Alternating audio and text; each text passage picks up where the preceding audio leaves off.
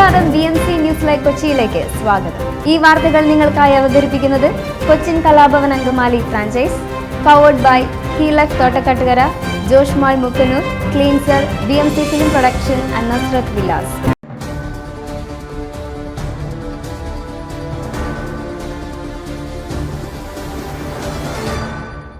Steering wheel down strike. മണിപ്പൂരിൽ truck ഡ്രൈവർമാരുടെ സമരം. മണിപ്പൂരിൽ ഓയിൽ ടാങ്കറുകൾക്ക് നേരെയുള്ള തീവ്രവാദി ആക്രമണത്തിൽ പ്രതിഷേധിച്ച് ട്രക്ക് ഡ്രൈവർമാരുടെ സമരം. സ്റ്റിയറിംഗ് വീൽ ഡൗൺ സ്ട്രൈക്ക് എന്ന് വിശേഷിപ്പിക്കുന്ന സമരത്തിലൂടെ സംഭവത്തിൽ കർശനമായ നടപടിയും ട്രക്കുകൾക്ക് സുരക്ഷയും ഉറപ്പാക്കണമെന്നുമാണ് തൊഴിലാളികളുടെ ആവശ്യം.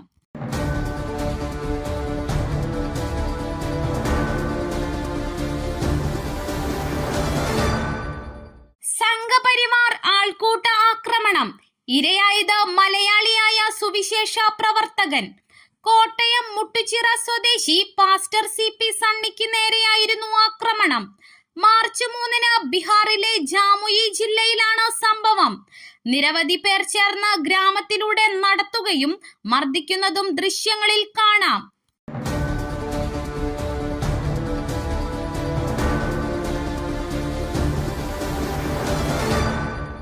പൊന്മുടി മരം മുറിക്കൽ. കൂടുതൽ മരങ്ങൾ മുറിച്ചത് വനം വകുപ്പിന്റെ ശ്രദ്ധയിൽപ്പെട്ടില്ല. മുറിച്ച മരങ്ങളുടെ കൃത്യമായ കണക്കും വനം വകുപ്പിന്റെ പക്കലില്ല.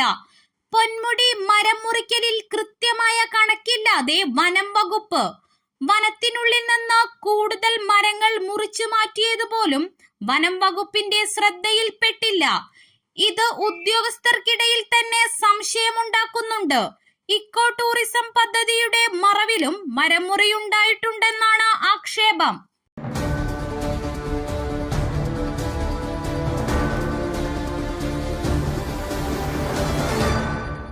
കൊച്ചി വാട്ടർ മെട്രോയുടെ ഫോർട്ട് കൊച്ചി സർവീസ് ഇന്നു മുതൽ.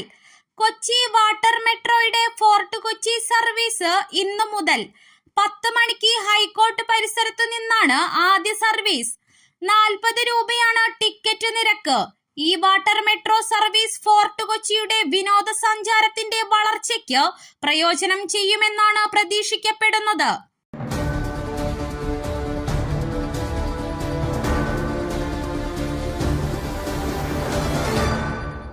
ആലപ്പുഴ ജില്ലയിൽ 2ഇടത്തുകൂടി പക്ഷിപ്പനി എന്ന് സംശയം. ഇറച്ചി, മുട്ട വിൽപ്പനയ്ക്ക് നിരോധനം ഏപ്രിൽ 26 വരെ തുടരും. ആലപ്പുഴ ജില്ലയിൽ 2ഇടത്തുകൂടി പക്ഷിപ്പനി എന്ന സംശയം. മുട്ടാർ, അമ്പലപ്പുഴ, വടക്ക് പഞ്ചായത്തുകളിലാണ് പക്ഷിപ്പനി ബാധ സംശയം. സാമ്പിൾ ശേഖരിച്ച് ഭോപ്പാലിലെ ലാബിലേക്ക് അയച്ചു.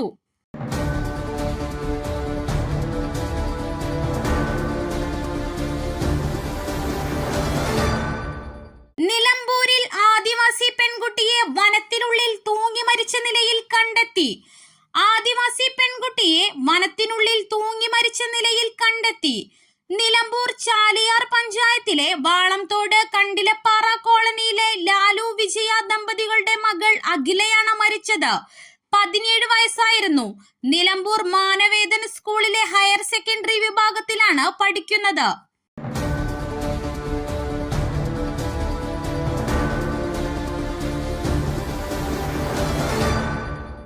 ആലത്തൂരിൽ 5000 ഇരട്ട വോട്ടെന്ന പരാതിയുമായി രമ്യ ഹരിദാസ്.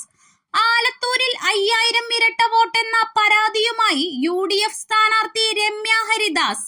പരിശോധനയിൽ പോലും ഈ വോട്ടുകൾ ഒഴിവാക്കാൻ ഉദ്യോഗസ്ഥർ ശ്രമിച്ചില്ല. ബോധപൂർവം നിലനിർത്തിയ വോട്ടുകൾക്കെതിരെ പരാതി നൽകും. മണ്ഡലത്തിലെ മറ്റു നിയോജക മണ്ഡലങ്ങളിലെ വോട്ടുകളും UDF പരിശോധിക്കുകയാണ് എന്നും രമ്യ ഹരിദാസ് പറഞ്ഞു.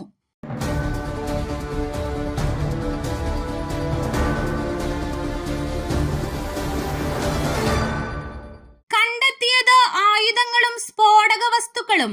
ജമ്മു കശ്മീരിൽ ഭീകരരുടെ ഒളിത്താവളം തകർത്ത് പോലീസ്. ജമ്മു കാശ്മീരിൽ ശനിയാഴ്ച പോലീസ് നടത്തിയ പരിശോധനയിൽ ഭീകരരുടെ ഒളിത്താവളം തകർത്തതായി റിപ്പോർട്ട്. ഭീകര പ്രവർത്തനങ്ങൾക്കായി വൻതോതിൽ ശേഖരിച്ച ആയുധങ്ങൾ കണ്ടെടുത്തതായും പോലീസ് വൃത്തങ്ങൾ വ്യക്തമാക്കുന്നു.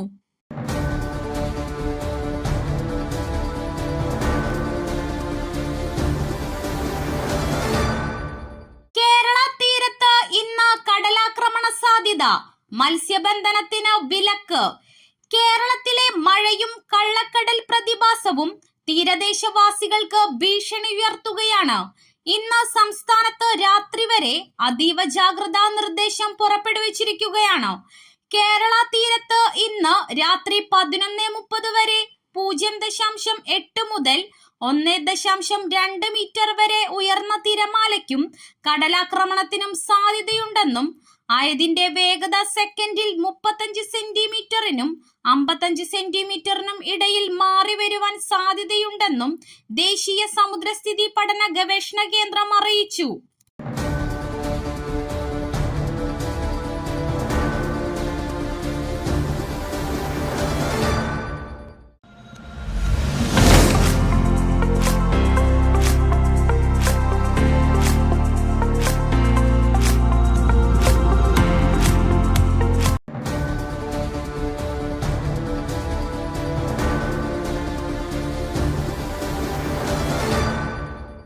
മറ്റൊരു വാർത്തയുമായി കണ്ടുമുട്ടുന്നതുവരെ നന്ദി.